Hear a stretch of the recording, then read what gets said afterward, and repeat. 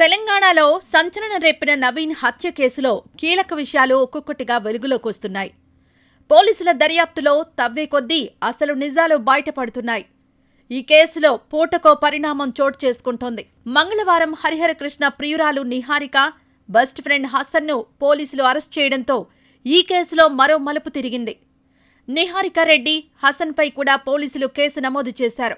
ప్రధాన నిందితుడు హరిహరకృష్ణను పోలీసులు లోతుగా ప్రశ్నిస్తున్నారు. ఈ క్రమంలో హత్యకు సంబంధించి విస్తుపోయే వాస్తవాలు బయటపెట్టాడు. నిహారిక రెడ్డి కోసమే నవీన్ను హత్య చేశానని, తానొక్కడే హత్య చేసినట్టు చెప్పాడు.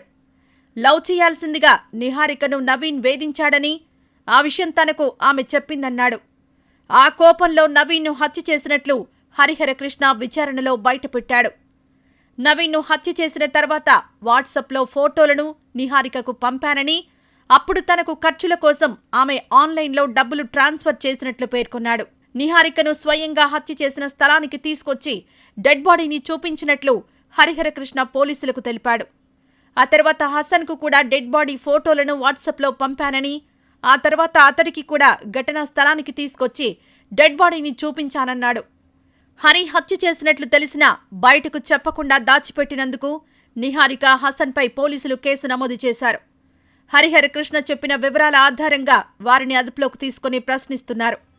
ఏ2గా హసన్, ఏ3గా నిహారిక పేరును కేసు ఎఫ్ఐఆర్లో పోలీసులు చేర్చారు. మంగళవారం హయత్నగర్ కోర్టులో వారిద్దరినీ ప్రవేశపెట్టగా 14 రోజుల రిమాండ్ విధించింది. దీంతో నిహారిక, హసన్ను పోలీసులు చెర్లపల్లి జైలుకు తరలించారు. వారిద్దరినీ విచారిస్తే మరిన్ని కీలక విషయాలు బయటపడే అవకాశముంది. ఎవరి సహాయం లేకుండా ఒక్కడే హత్య చేసి ఉండడని, ఎవరో ఒకరు సహాయం చేసి ఉంటారని పోలీసులు అనుమానిస్తున్నారు. దీంతో రానున్న రోజుల్లో ఈ కేసులో ఎలాంటి ట్విస్టులు చోటు చేసుకుంటాయనేది సర్వత్రా చర్చకు దారితీస్తోంది. తనకు హత్య గురించి ముందే తెలియదని, హత్య చేసిన తర్వాత తన ఇంటికొచ్చి హరి చెప్పాడని ఇటీవల హసన్ ఒక వీడియో విడుదల చేశాడు.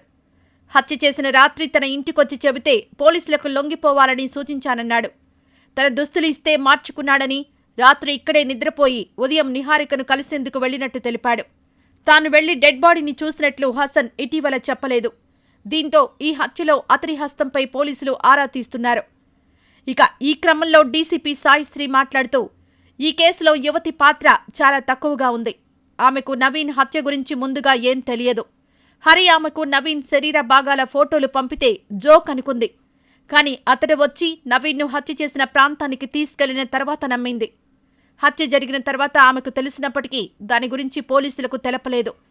ఇక హరి డబ్బులు అడిగితే తెలిసిన అబ్బాయిగా భావించి అతనికి డబ్బులిచ్చింది. ఇక్కడ యువతి చేసిన తప్పు ఒక్కటే, నేరం గురించి తెలిసిన తర్వాత పోలీసులకు చెప్పలేదు.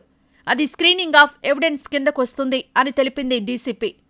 మరి ఈ నేరానికి ఎలాంటి శిక్ష పడుతుంది అంటే IPC section 201, 212 screening of evidence నేరాలకు సంబంధించిన వివరాలు వెల్లడిస్తుంది అంటున్నారు నిపుణులు. యువతి చేసిన నేరం ఏ యాక్ట్ కిందకొస్తుందో పోలీసులు ఇంకా స్పష్టంగా తెలపలేదు. కానీ ప్రస్తుతం ఉన్న సమాచారం ప్రకారం చూసుకుంటే యువతికి ఐపీసీ సెక్షన్ 201, 212 వీటిల్లో ఏదైనా ఒక సెక్షన్ కింద శిక్ష పడవచ్చు అంటున్నారు. ఐపీసీ సెక్షన్ 201 అంటే సాక్ష్యాలను కనబడకుండా చేయడం కిందకొస్తుంది. దీని ప్రకారం A1కు పడే శిక్షలో 4వ వంతు వీరికి పడుతుంది. అలానే 212 అనేది నేరస్తుడికి ఆశ్రయం ఇవ్వడం కిందకొస్తుంది.